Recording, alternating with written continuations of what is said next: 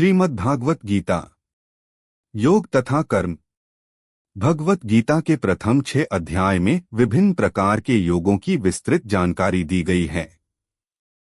योग को समझने के लिए कर्म, अकर्म तथा विकर्म के अंतर को समझना आवश्यक है। कर्म सभी प्रकार के कर्म।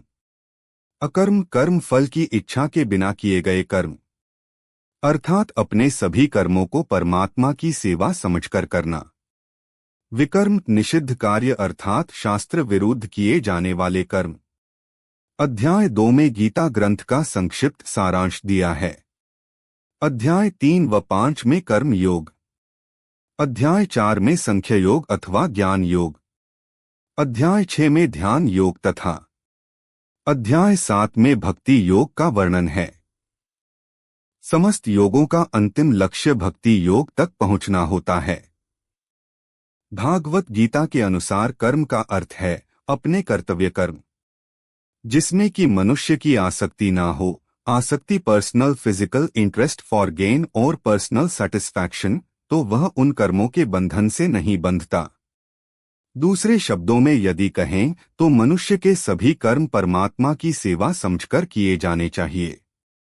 उसे अपनी स्थिति समझनी होगी कि उसे पृथ्वी पर परमात्मा ने किस लिए भेजा है।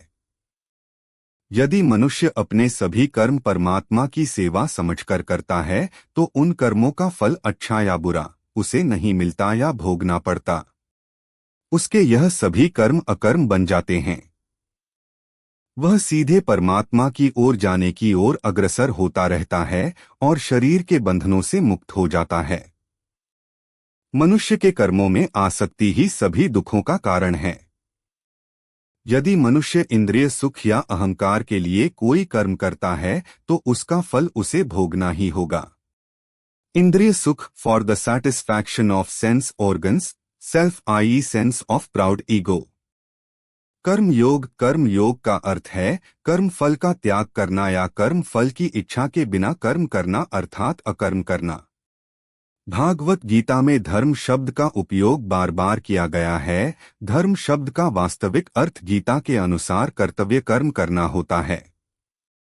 ज्ञान योग अथवा संख्या योग, सांख्य योग का अर्थ है कर्म का त्याग करना अर्थात संन्यास योग।